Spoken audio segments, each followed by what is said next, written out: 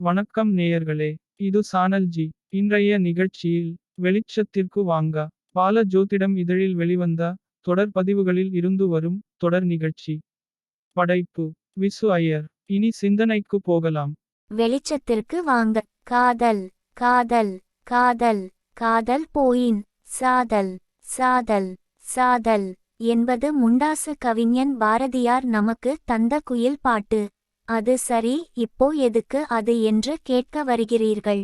சங்க இலக்கியங்களிலும் காதல் இருந்தது. பக்தி பனுவல்களிலும் தன்னை பெண்ணாகவும் கடவுளை ஆணாகவும் செய்த ஆழ்வார் பாசுரங்கள், கோவை போன்ற அகப்பொருள் பாடல்கள் என பல சான்றுகளாக காட்ட முடியும். முன்பெல்லாம் இருந்த காதல் வழக்கு ஒழிந்து போச்சு என்று சொல்லும் அளவுக்கு இப்போ காதல் மன இருக்க தளர்ச்சிக்காகவும் பொழுதுபோக்காகவும் மாறி போச்சு என்று தான் சொல்ல வேண்டும். இதற்கு பெயர் தான் காதலா என்று கேட்கும் அளவுக்கு காதல் வந்து விட்டது என்றால் நாமும் அதை பார்த்து ரசித்து விட்டு போக வேண்டியது தானே என்ற மனநிலையில் பலரும் இருக்கிறார்கள். சேர்ந்து வாழும் காதலர்களைப் போல காதலில் பிரிவும் இருந்து இருக்கிறது. இன்றைய நாளில் அது சாதியால், சமுதாய அந்தஸ்தால், பணத்தால், பெற்றோர்களின் ஈகோவால், காதலர்களுக்குள்ளே உள்ள ஈகோவால், இப்படி பல காரணங்களை சொல்ல முடியும். முன்பெல்லாம் காதல் தோல்வி என்றால் உயிரை கூட மாய்த்து கொள்ளும் இளசுகள் இருந்தன. அதன் பிறகு காதல் தோல்வி என்றால் தேவதாஸ் படத்தை அடைமொழியாக வைத்து, என்னப்பா தேவதாஸ் மாதிரி தாடி வைத்து இருக்கிறாய் என்று கேலி பேசுவார்கள். அடுத்து வரும் காலங்களில் அந்த நிலை மாறி காதல் என்றால் பிரிவும் வரத்தானே செய்யும் என மனதை தேற்றிக்கொண்டு எங்கிருந்தாலும் வாழ்க்க என அவரவர்கள் பாதையில் வாழ்க்கையை எடுத்து கொண்டு மனதை தேற்றிக் கொண்டனர். இதனை அடுத்து காதல் தோல்வி என்றால் விவாகரத்து செய்து விட்டு வரும் வரை காத்திருக்கிறேன் என்ற நிலையில் தொடர்ந்து என்னவெல்லாம் வருமோ என்று நீங்கள் நினைப்பது புரிகிறது. ஒருதலை காதலை கைக்கிளை என தமிழ் இலக்கியங்கள் சொல்லும். காதல் எப்படி செய்ய வேண்டும், அதன் நிலைப்பாடு என்ன என்பதையும், காதலர்களை தலைவன் தலைவி என்று அடையாளப்படுத்தி காதலை நமக்கு கற்று தருவது தமிழில் உள்ள சங்க இலக்கியங்களை தவிர வேறு என்ன இருக்கு சொல்லுங்கள். இதனால் தான் யாம் அறிந்த மொழிகளிலே தமிழ் மொழி போல் இனிதாவது எங்கும் காணோம் என்று 29 இந்திய மொழிகளையும் 3 அந்நிய மொழிகளையும் கற்று உணர்ந்த பிறகே தைரியமாக பாரதியும் சொன்னானோ என்பதில் சந்தேகம் யாருக்கும் இருக்க வாய்ப்பு இல்லை. இதை புரிந்து கொள்ளாமல் இன்றும் தாய்மொழி தமிழாக உள்ள சில குடும்பத்தில் குழந்தைகள் வீட்டில் எப்போதாவது தமிழில் பேசுவார்கள். ஆனால் அவர்களுக்கு தமிழ் எழுத படிக்க தெரியாது என்பது போல இருக்கும் பல குடும்பங்களை நான் பார்த்திருக்கிறேன்.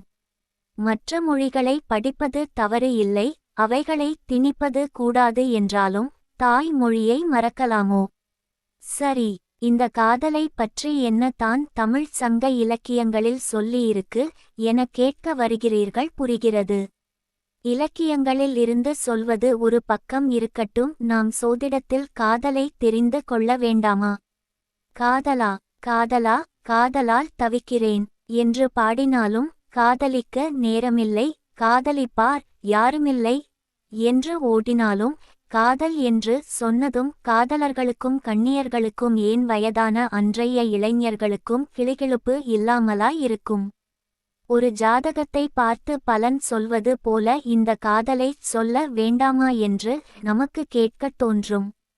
ஒரு ஜாதகத்தை பார்த்து அங்கு அவயங்களை சொல்ல முடியும், உடம்பில் உள்ள மச்ச குறிகளை சொல்ல முடியும் என்றாலும் அவைகளை சிந்திக்க இன்னொரு சந்தர்ப்பத்தை எடுத்துக்கொண்டு இந்த வாரம் காதலை பற்றி சிந்திப்போம். சோதிடத்தில் காதல் என்று சொன்னதும் கண் முன்னாடி வந்து நிற்பவர் புதன் தான். அட, மிதுனத்திற்கும் கன்னிக்கும் புதன் தான் ஆட்சி வீடு என்று சொல்றீங்க, சரிதான். இந்த புதனின் வீட்டிற்கு 2ஆம் இடத்தில் கேது இருந்தால் காதல் வரும். ஜாதகத்தை பார்த்து ஒருவர் காதல் செய்வார் என்று சொல்ல புதனுடன் கேதுவையும் சேர்த்து கொள்ளுங்கள். புதன் கோணத்தில் கேது இருந்தால் காதல் தேடி மட்டும் அல்ல ஓடியும் வரும். அப்போ அந்த காதல் எப்படி? நிறைவேறும் என்று சொல்லி நெளியும் போதே புரிகிறது அதைச் சொல்வதற்குதான் இந்த வார செய்தி. காதலுக்கு பார்வை முக்கியம் இல்லையா? கண்ணும் கண்ணும் கொள்ளை அடித்தால் காதல் என்று தானே அர்த்தம். ஆம், வளர்பிறை சந்திரனோடு குருவோ சுக்கிரனோ கேதுவுடன் இணைவு பெற்ற புதனை பார்த்தால் ஆஹா ஓஹோ தான் காதல் நிறைவேறும். காதல் குடும்பம் வாழ்க்கை எல்லாம் இன்பத்தில் திளைப்பதற்காகவோ வாரிசுகளை பெற்று எடுப்பதற்காகவோ மட்டுமல்ல. குடும்பம் என்பது அறச்செயல்களை செய்ய வேண்டும் என்பதற்காக தான் என்ற அடிப்படையை புரிந்து கொள்ளுங்கள். கண்ணகியை விட்டு கோவலன் விலகிய போது கோவலன் பிரிவை எண்ணி வருந்தியதை விட கண்ணகி கணவனுடன் சேர்ந்து செய்ய வேண்டிய அறச்செயல்களை செய்ய முடியவில்லையே என்று தான் வருத்தியதாக சிலப்பதிகாரத்தில் வரும் செய்யுள்களை படித்து பாருங்கள். காதலை சொல்லியாச்சு, அப்படின்னா காதல் தோல்வி வந்தால் அங்கே தான் இணைவு பெற்ற புதன் கேதுவை செவ்வாய் தனது பார்வையால் பார்ப்பார். அங்கே காதல் முறிவு அல்லது நிறைவேறாத காதல் தோல்வி இப்படி முடியும். நாங்கள் காதலுக்கு சில்வர் ஜூபிலி கூட கொண்டாட போகிறோம் என்று சொல்வது போல நாங்களும் தான் இத்தனை வருஷமாக காதலிக்கிறோம் என்று சொல்பவர்கள் ஜாதகத்தை பாருங்கள். செவ்வாய்க்கு பதில் இந்த இணைவு பெற்ற கிரகங்களை சனி பார்த்து கொண்டு இருப்பார். அட, இவ்வளவு தான் காதலா என்று யோசிக்காமல் தசா புத்தி காதலை சொல்லும் நேரம் அன்றைய கோச்சாரம், அதனால் வரும் காதல் சந்திப்பில் சண்டை என ஒவ்வொரு விடயங்களையும் சோதிட சாஸ்திரம் குறித்து காட்டுகிறது என்றால் சோதிடத்தை சும்மா விட முடியுமா என்ன? தொடர்ந்து படியுங்கள். பொக்கிஷங்களை சேர்த்து வைத்து கொள்ளுங்கள். நல்லதே நினைப்போம், நல்லதே நடக்கும்.